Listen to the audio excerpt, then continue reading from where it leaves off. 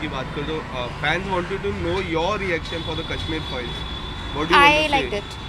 I feel like if a part or if a group wants to tell their story, what happened to them, it's not wrong, and we need to accept it कि हाँ उनके साथ गलत हुआ है.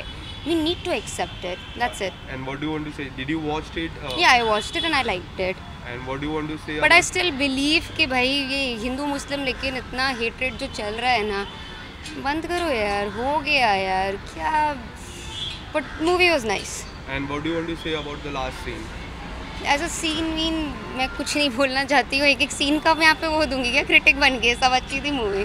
And Vivek Agnihotri की क्या कहना चाहोगे? The director of the movie. क्या ही कहूँ, अच्छा है, ठीक है. Bringing such kind of content to the cinema, where people are saying that it's a content wise की मैं बात करूँ तो ये I know hatred it's a very पैदा- controversial film, but I feel if they want to tell their story, there's nothing wrong in it. We Yeah, need to be correct. accepting about the fact that this had happened to them, and they want to acknowledge it, and why not? जो हुआ है बहुत गलत हुआ है उनके साथ, Kashmiri pandits के साथ. But I don't want people to use it as an agenda to spread hatred now. आज के टाइम पे मतलब that would be weird. Do you believe this was the perfect time for the movie to come out? Timing तो क्या ये फिर बोले यार, अब उनका जब मन उन्होंने बना दिया. ऐसा तो नहीं है, मतलब जब उनको आइडिया आया ना, तो I can't comment on that.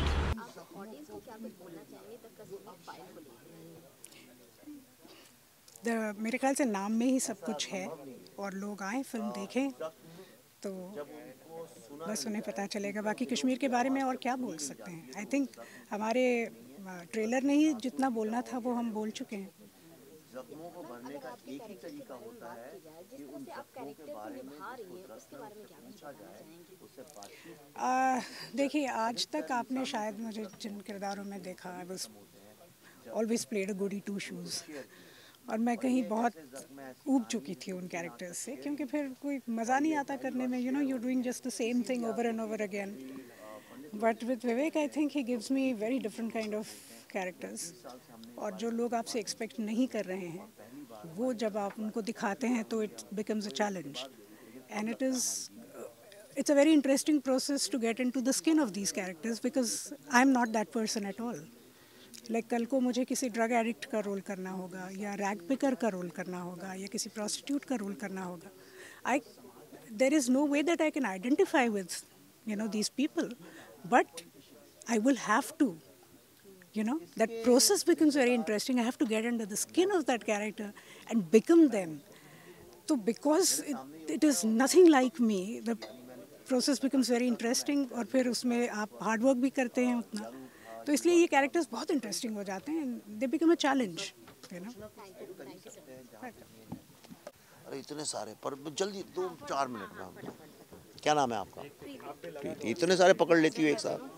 तब चलो, धन्यवाद. सॉरी मैंने तुम्हें बुलाया.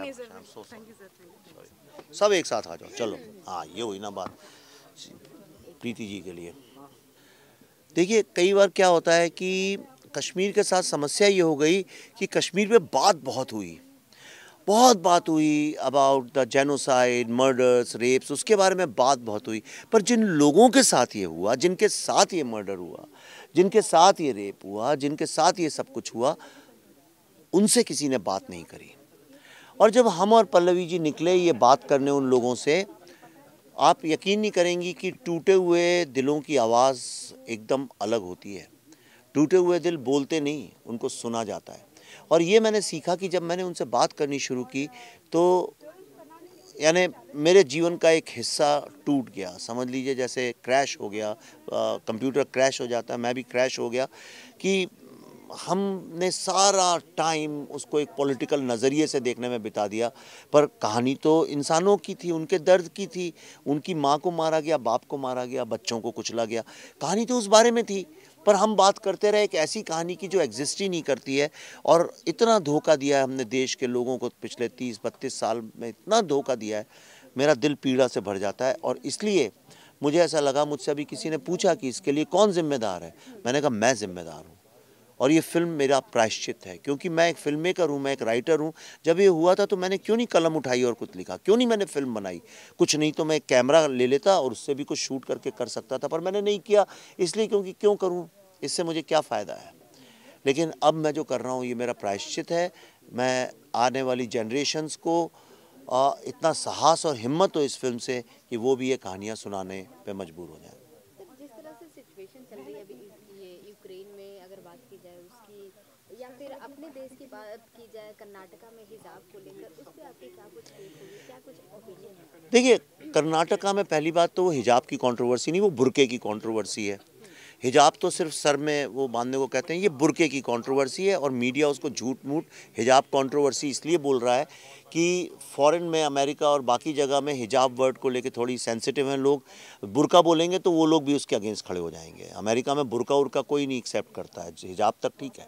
तो ये, पर मैं उसके अगेंस्ट इसलिए बोलता हूँ क्योंकि मैंने कश्मीर को बहुत गहरा अध्ययन किया।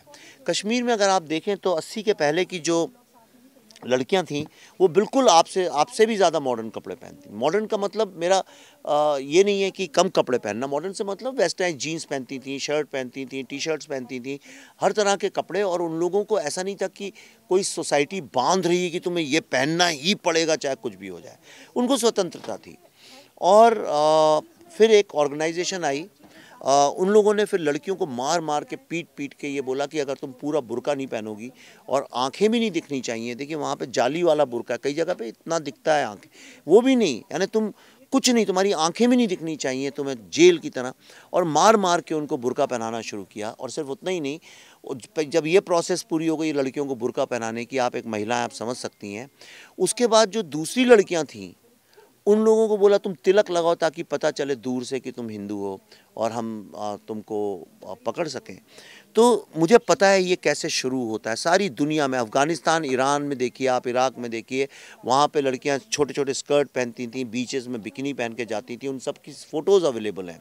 लेकिन जब टेररिज्म घुसा वहाँ पे, ये इस्लामिक टेररिज्म के साथ सबसे बड़ी प्रॉब्लम ये है कि ये जाते घुसते ही साथ सबसे पहले महिलाओं का और वीकर सेक्शंस को दबाता है, टॉर्चर करता है, उनको बुर्के के अंदर भर देता है। और फिर सारे जो मेल हैं, पेट्रियार्की जो है वो टेक ओवर कर लेती है और बंदूकों के सहारे फिर ना तो आपको गाने की आज़ादी है, ना डांस करने की आज़ादी है, ना कविता लिखने की आज़ादी है, ना एक्टिंग करने की, आपसे सारी आज़ादी छीन ली जाती है।